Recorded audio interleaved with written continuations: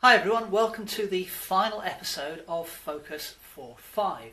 So in the last episode I started to add just a little bit of detail to the faces of the people in our painting, and today I'm going to just try to create more of a coherent colour scheme across the painting.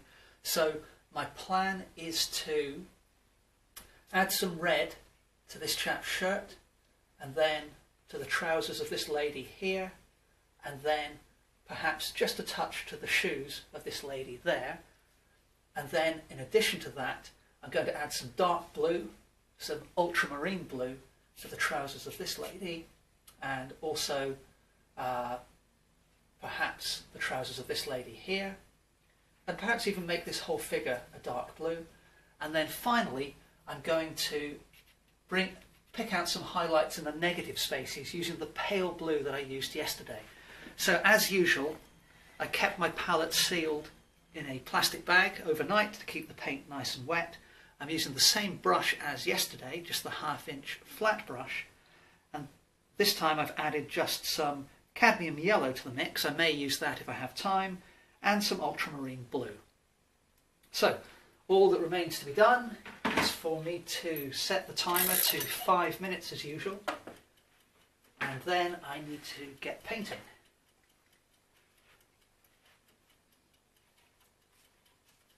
So let's begin by taking some of the cadmium red and just filling in this chap's shirt a little bit. Now, the gentleman's actually wearing a striped shirt, so what I'm going to do is space out my brush strokes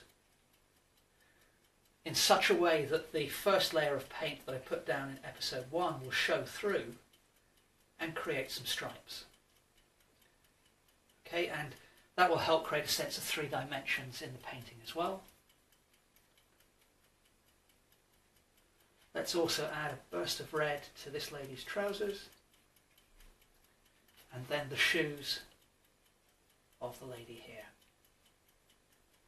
I'm going to scrape the brush off in the palette and then pick up a good dollop of ultramarine blue. So I'm not sure if you can see that. I've got some ultramarine blue there. And I'm going to make this lady's jacket a dark colour.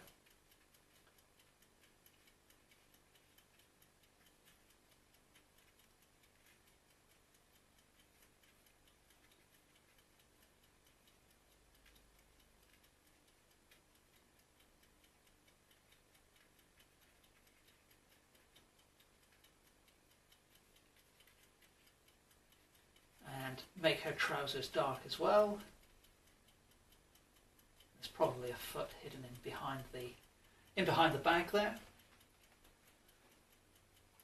And then I'll just mix that in with the pale blue that I used yesterday, just to change the hue a little bit.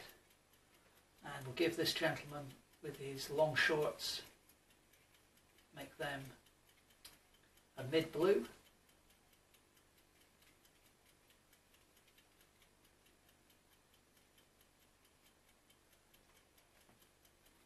And then mixing it in with the pale blue again to make a lighter blue. And in fact, I think I'll add a little touch of the cad red just to make it more of a purple. And we'll colour in this lady's top here.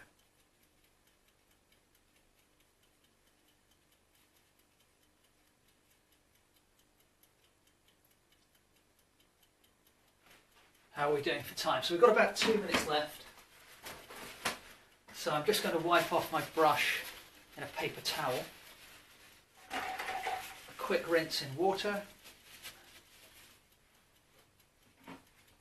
And then taking pure titanium white, just going to pick out some highlights here and there, in particular on this bag, which is over the gentleman's shoulder on the left.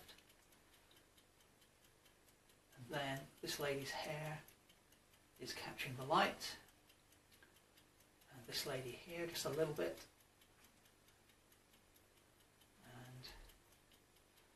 and now I'll take some white and mix it up with the pale blue left from yesterday and a little bit of the mid-blue, just to give me a fairly pale neutral colour. And now I'm going to pick out some of the negative space in between these people, just to unify the background a little bit, so that the people don't completely disappear into the background.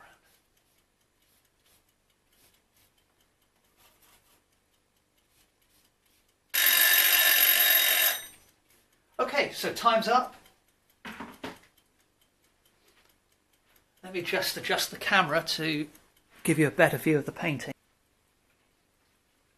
So hopefully you can see that in a very short time, just a few 5-minute sessions of painting, I've been able to very quickly establish the composition of this relatively complicated work. Using just a very thin layer of paint, I put down an underlayer with lots of interesting textures and variation in colour and mark. And then, using a watercolour marker, we could put in some quick lines to indicate the positions and postures of the people. And then we started to add some light and dark, and then gradually bursts of colour here and there to pick out highlights.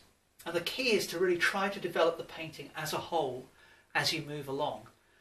Now, what I would personally do now is I would put this painting away until I had more time to work on the painting in detail and take a more considered approach. But when I come back to this, I will be able to pick up the painting and I'll be instantly reminded of where I was, but because I can look at it with a fresh set of eyes, I can make better decisions, more objective decisions about how to finish the painting most efficiently.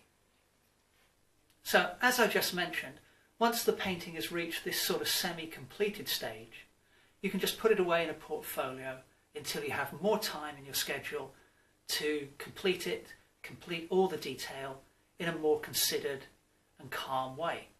However, if your timetable is still really busy, what I would personally do is start a second painting and bring that up to this level of finish, and then I would put that away and then move on to a third and so on. And what I've found is once my timetable then calms down and I have a more relaxed period, I'm able to go to my portfolio, pull out the half-completed paintings, and then it's really rewarding and satisfying to come back to those pieces of work which you might not have touched for several weeks or perhaps even months, and finally finish them off. And what you'll find is you can very quickly just kind of create this group of finished work, which if you hadn't used the Focus for 5 technique, you might not have created anything at all over that busy period. Anyway, I hope you found these videos useful. Thanks very much for watching. Please feel free to subscribe to the channel. If you have any questions at all, then you can put them in the comments below this video or contact me on Facebook or Twitter. Thanks again.